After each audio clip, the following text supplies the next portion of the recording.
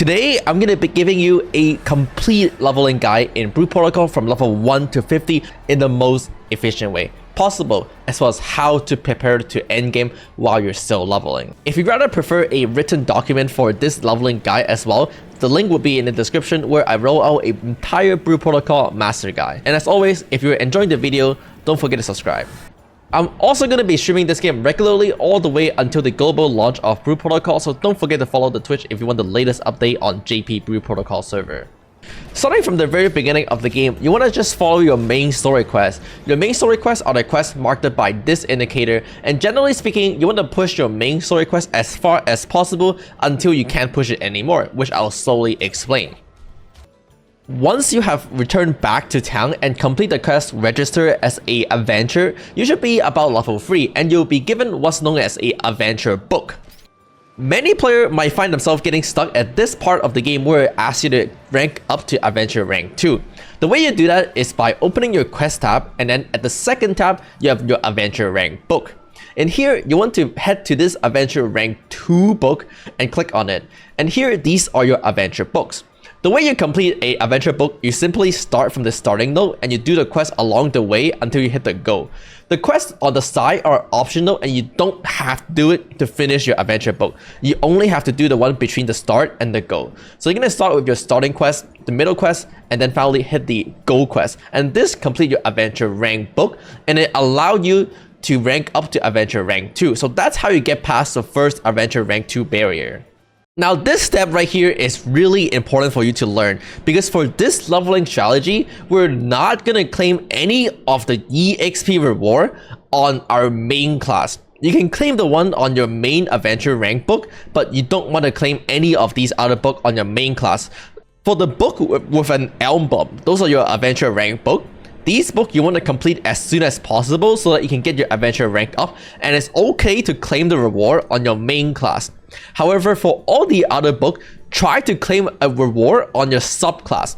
What does that mean is that when you're completing this book on your main class, you can choose not to claim the reward, and then you're going to come back to town, buy a different weapon for a different class. Let's say I did the book on my main class like Twin Striker, and then I'm going to switch to my Aegis Fighter by equipping the sword and the shield, and then I will claim the EXP reward on my subclass, and this allows me to pump up my subclass level extremely fast, and it significantly matters when it comes down to the time to level your subclass in the late game. The reason why we save the EXP on the adventure board is because they do not have a level requirement, which means you can just pump all the EXP on a fresh new level 1 subclass to instantly level up really quickly later. This is significantly more efficient in the long run, and you should really try to do this. Anyway, let's continue with what happened after you have completed your main adventure rank 2 book. Once you have completed the book, you want to come back and talk to this NPC, who will then give you the adventure rank up quest to rank up to adventure rank 2. And from there on, you can continue. Continue with the main story quest until you hit this point of the game where it asks you to go through the church dungeon. Now this is where you stop for MSQ, because you're just not going to be strong enough to actually beat the church dungeon, and instead what we're going to do is we're going to go back to town and start doing the other quests, as well as to gear up our character to make ourselves stronger to beat the church dungeon. Go back to the main guild hall and talk to the quest board NPC right here. This is known as the quest board, and they give you repeatable quests. If you're ever looking to do quests for EXP, these are the quests you should prioritize first, as they reset every day. However, what we're actually looking for is the quest at the very bottom. There should be one particular quest assigned to your class that you can take at the very bottom. This is known as your class quest. It's going to take you to a very specific NPC depending on your class. For example, for Aegis Fighter, it's going to take me to the Aegis Fighter Instructor located right here. This is your class quest, and remember this NPC location, and you always want to come back to get the quest for your next class quest. At this point of the game, you're going to open your map and you can start clearing out quests. However, something to note is that the quests without any indicator, so these simple circle quests or regular side quests, these are completely optional and they're only really for EXP, and you don't really have to do them. In fact, it is recommended that you don't do these on your main class to save time, and in fact just save these for your subclass. The quests with the plus symbol around them are tutorial quests or quests that unlock something. In general, these quests I don't really do unless they unlock something really important. Noticeably, the one that I usually only go for are the one that unlocks something I really need, noticeably the bottle. So there are gonna be some quests that you see this bottle attached as a reward. These are known as liquid memory, and they are gonna be drinkable buff that could be really beneficial as you go later down the game. So these quests that have a bottle attached to it, I'll do them as soon as possible. But otherwise, if it's like a quest that unlock fishing, for example, a quest that unlock dying, for example, then these quests I don't really care and I just kind of skip them. There are gonna be quests with these kind of horns sticking out of them. These are quests that unlock enhanced E-imajinn. So all of these quests are attached with a book look like this, as well as a recipe.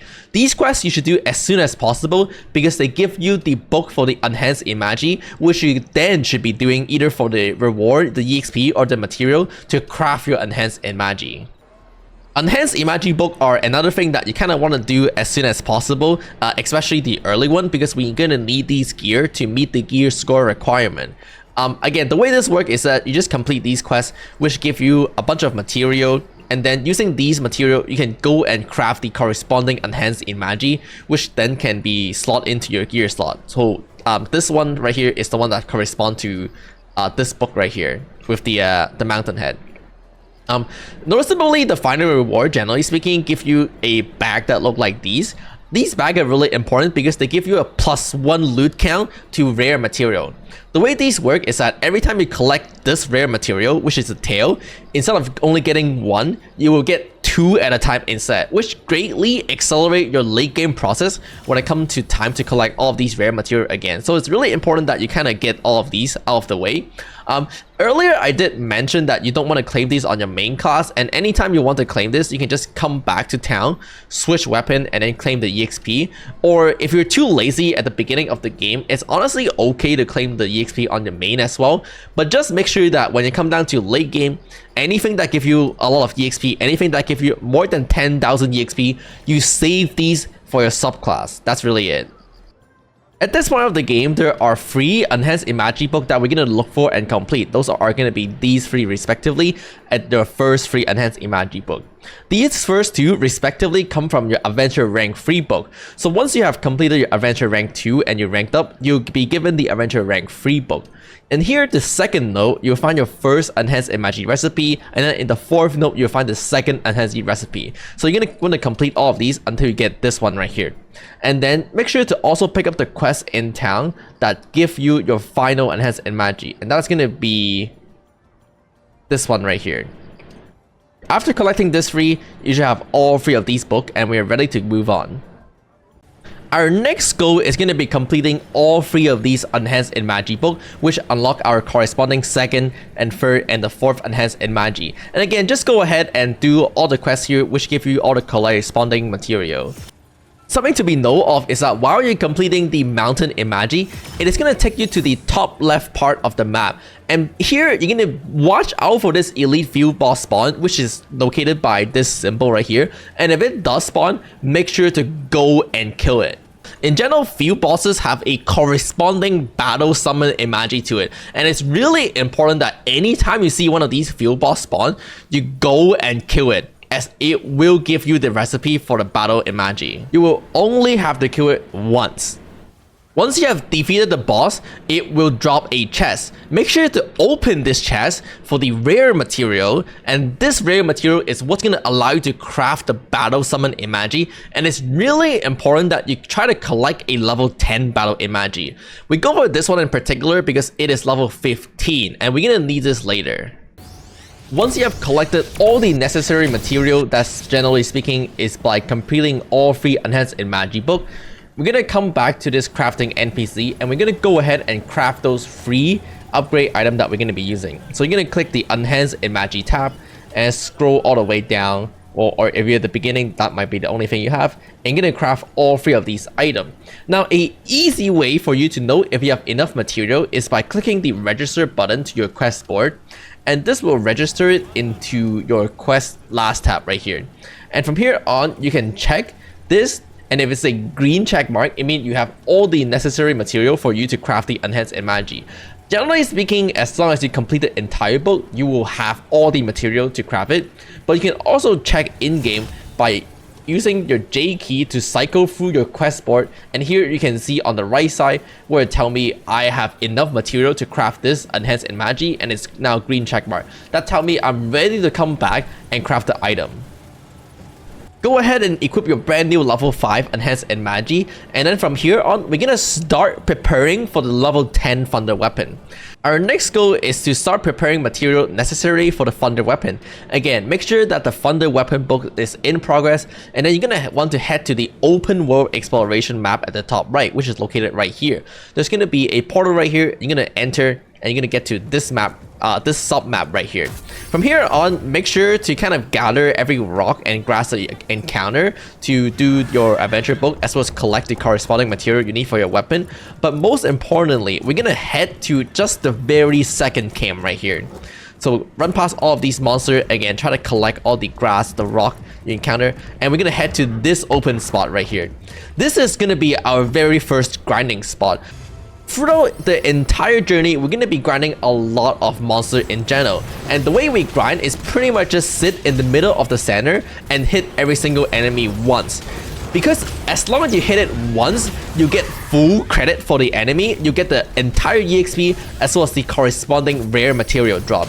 And each of these enemies is giving me 114 EXP right now. So if I kill 10 of these enemies, that's 1000 EXP, and it's significantly faster than doing any questing, as well as this also give you rare material. So throughout our entire journey to level 50, we're gonna be grinding a lot. Make sure to pick up the nearby rock as well as grass whenever you have downtime when you're not hitting mobs. In the beginning of the game, you're probably going to see a lot of players here just instantly killing everything on site. So you're going to get to very level very fast. And we're going to sit here to grind these mobs until we're level 10. One of the best tricks when you are grinding is actually head to the party menu and then turn on auto join party. Once you have this available, you automatically join nearby party, making grinding significantly easier. You see, I automatically joined a party with 3 other players located in the proximity. And so if you're playing a melee class and you need a range class in your party, this is one of the easiest way to make a friend. Once you're level 10, you're gonna head back to town and you're gonna come to this back alley right here during nighttime. The reason why we come during nighttime is because there's a cat gonna be right here. And you're gonna talk to the cat and the cat is gonna run away. Then you're gonna go around the corner and accept the special quest from the maid that will unlock a level 20 battle summon emoji for you. The quest is gonna ask you to go around and collect 5 different cats. And here are the 5 cat locations thanks to this Twitter user from Japan. Once you have completed the cat quest, come back to this NPC and now we're gonna craft 2 different battle emoji. We're gonna start with the cat that we have just obtained. So that's gonna be right here, the level 20 cat. This is extremely easy to craft using really little material, and this is a level 20 battle emoji. The second battle emoji that we're gonna go ahead and craft is gonna be this level 15 board that, if you remember, I specifically asked you to go and hunt for it while you're grinding for the other stuff. You might have to collect some of the rare material from the corresponding monsters. For example, this one is asked you to collect the goblin stuff, and if you don't have this rare material, then you can go ahead and hunt for those for a little bit, which is gonna be located around this top area at the same area. But in general, hopefully you have enough material just from running around that area to craft your battle emoji, or you could alternatively consider going for a different battle emoji. Again, the way you obtain these are all the same. You look for the open field boss that spawn occasionally, you hunt for it, which drop you the recipe, and then you collect all the rare material to craft it. Effectively, you're looking for either a level 10 or level 15 battle emoji, ideally level 15, as that will push you to enough battle score. Your setup should ideally look something like this, where you have 4 level 5 enhanced emoji and then 2 summon that are level 10 each, and that should push you to 360 battle score, which allow you to kill for the second dungeon, which is this 270 wolf den dungeon. You want to kill for this dungeon 4 times to collect all the corresponding material for your weapon. Now, something really important to note is that when you complete any dungeon, at the end, it's going to ask you if you want additional reward by spending a ticket. Do not spend these tickets unless you're playing very casually. You get 3 of these tickets a day, but you can only hold up to 10. And you want to save all of these tickets for the level 40 dungeon.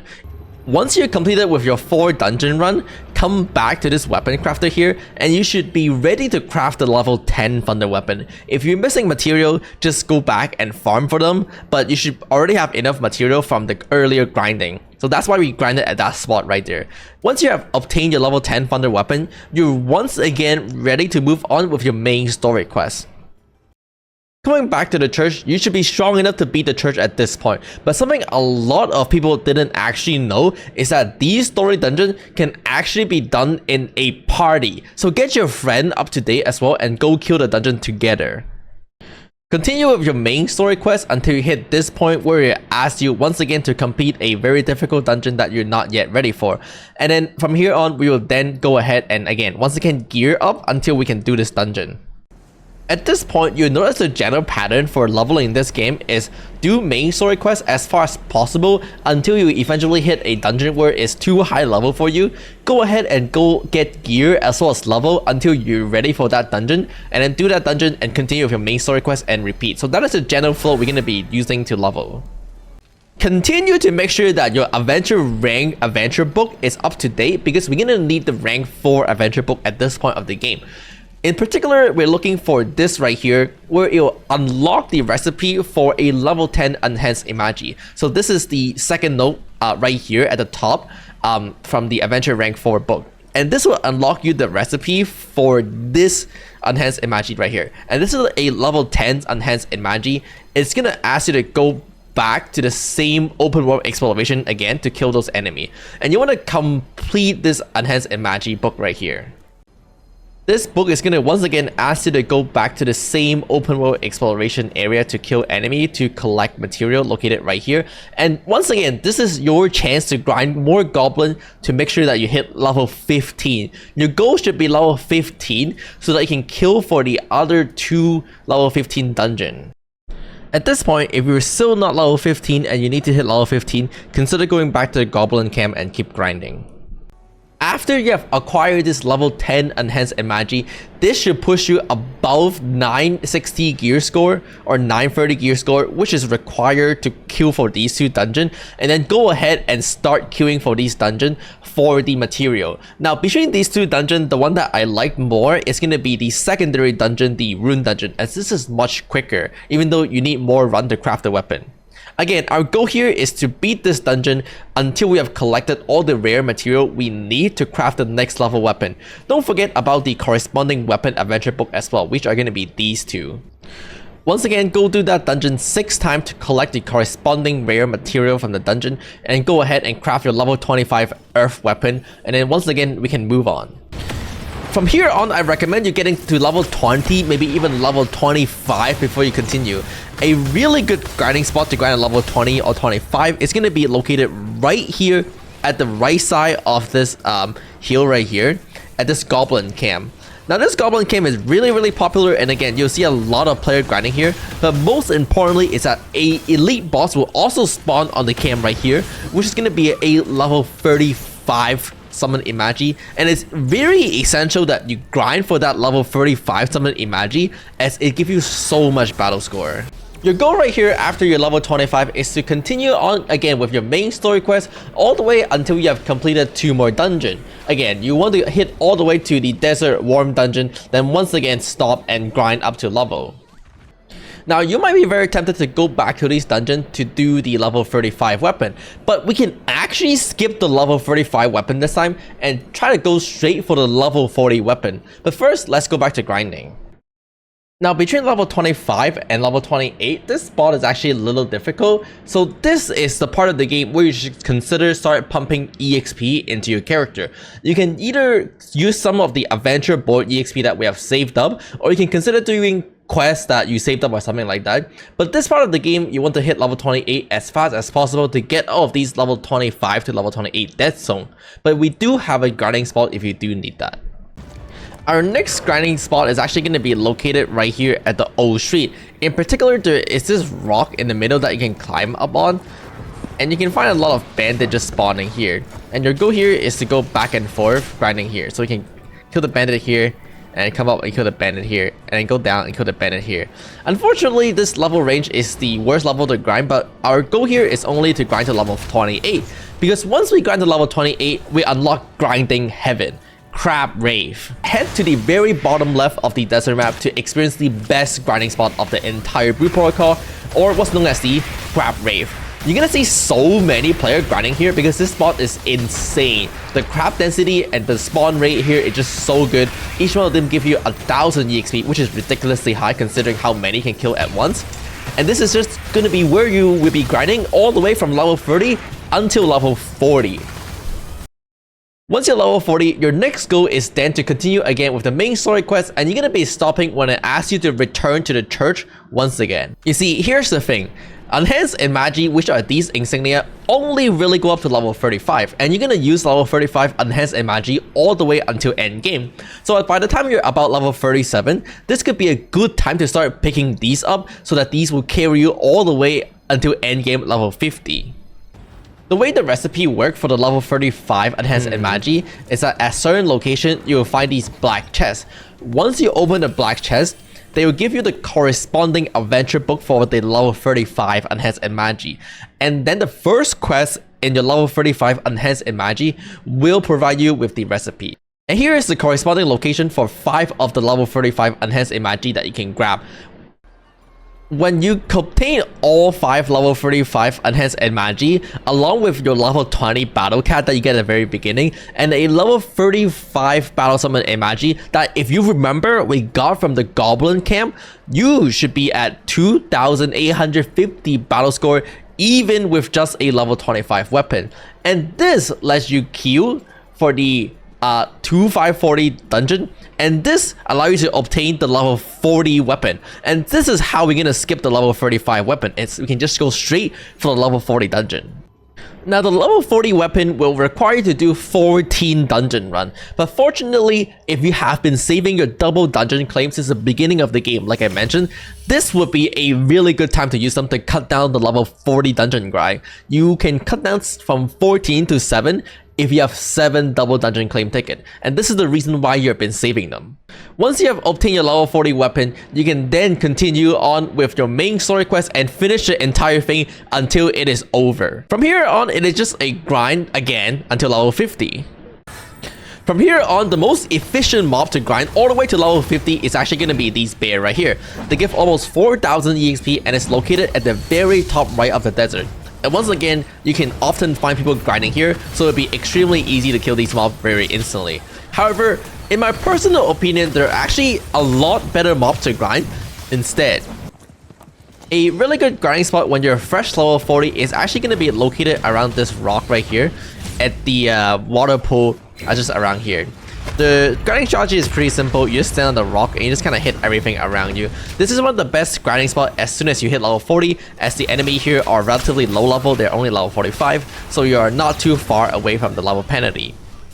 But the most important thing is that occasionally a elite spawn will also spawn on this camp right here, and it's a level 45 elite spot, which means while you're grinding for these mobs, you can also grind for the material needed to do the elite spawns. So the material for this level 45 battle in Magi actually come from those goblins I just showed you. In particularly speaking, you need 8 of these rare drop from the yellow goblin that I just showed you, on top of having 2 of these drop from the actual elite boss themselves. So at the very least, you want to grind until you have all of these materials so that you can craft this level 45 battle in Magi, which is then used later to boost your gear score for the actual endgame dungeon. Once you have finished grinding for your first level 45 battle in Magi, we're gonna move on to grind our second level 45 battle in Magi, which is gonna be the bandit. A very popular grinding spot that you'll see high level player grinding is actually the bandit right here, located within just the rune, in particular the second room within the rune. The reason why people are grinding for this bandit is actually for the rare material. Within this exact room, occasionally a elite boss will spawn, which is the leader of the bandit. The leader of the bandit have a effect that provide your entire party with an attack increase, which make it really strong. But even more importantly is that it has a 33% chance to get the substat where it increase your damage. So your strategy here is to keep on farming these material, again dropped it by the bandit I just showed you, until you have a lot of it, and then you're gonna craft the bandit over and over until you roll the attack line. And that will be one of your first best in slot endgame battle E-imajinn.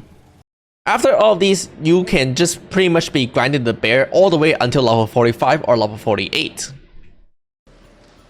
Do you remember at the very beginning of the video where I told you about the class quests and you might or might not have been doing them? Well, once you hit level 45, immediately come back and make sure you complete the entire class quest chain for your alpha skill book. So at level 45, once you have completed your entire class quest skill chain, you get awarded with the alpha skill book, which is then later used to unlock your alpha skill.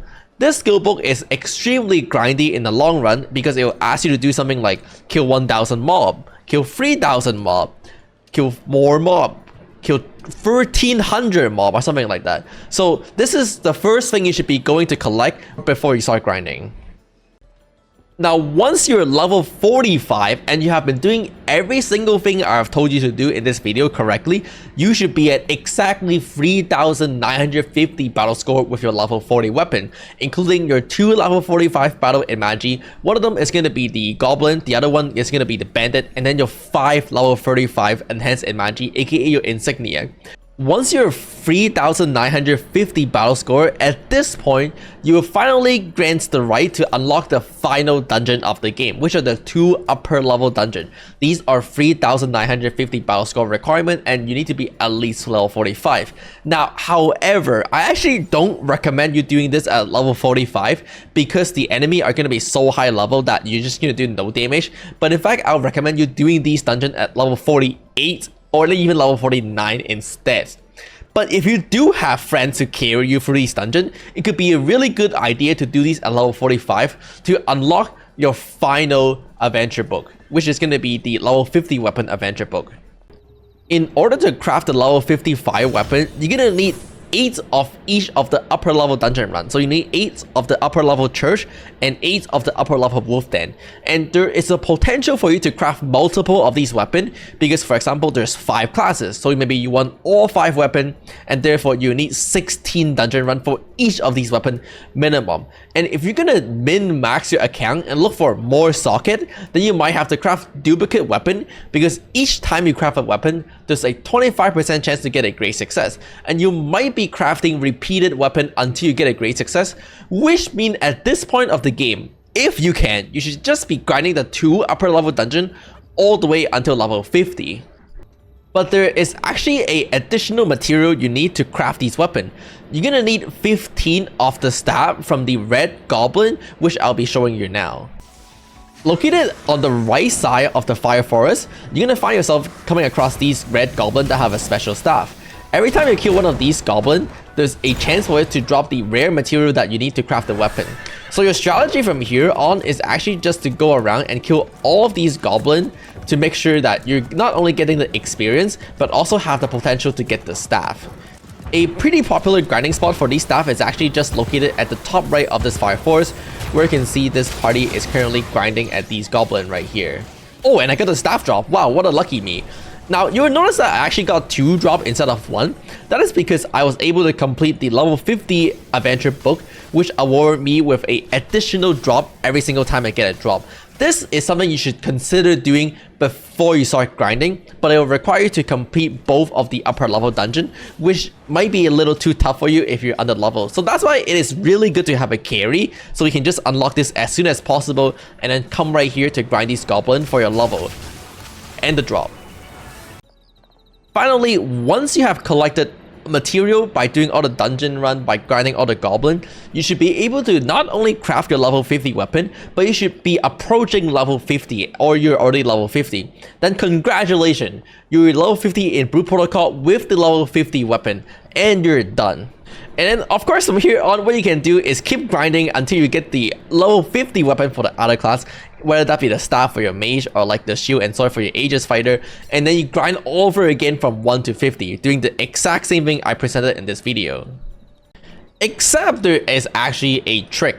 You see, when I switch to my Aegis fighter, all my quests is now read out because I'm too under level to do any of these quests. And so it doesn't work. There's no cheese. You can't do a high level quest and then switch class and then pump it to your lower level class. It doesn't work like that. But that does not apply to the adventure book. Any of these EXP on your adventure book, like I mentioned before, can just directly be claimed on your level 1 new class. So a strategy for you to level your subclass is actually to do all of these high level adventure book for the experience and just pump all of it into your subclass. You want to get it to level 28 as fast as possible so that you can go to those high efficient grinding spot. Noticeably, you can go grind a crab until level 40 and then go grind a bear until level 50. And that is how you get every single one of your class to level 50 in the most efficient way to possible, but also getting all your gear at the end game as well. That's gonna be it for this video, as well as the 1 to 50 path for Brew Protocol. I know it is a lot and it's super confusing, especially at the beginning when you don't know what to do, but once you kind of figure it out, it's kind of the same thing over and over. Keep in mind, there is a Google document version available in the link in the description, so if you prefer the written version so you can keep track of where you are, then feel free to check that out. Of course, this guy is not perfect. There are still things I'm slowly working on to perfect, but hopefully this does help the people who need it, because Brew Protocol is super confusing to get started and to level. With that being said, if you find this video helpful, don't forget to subscribe for more Brew Protocol video. Check out the Twitch where you can just ask me questions directly if I'm streaming, and I'll see you guys next time, okay? Bye.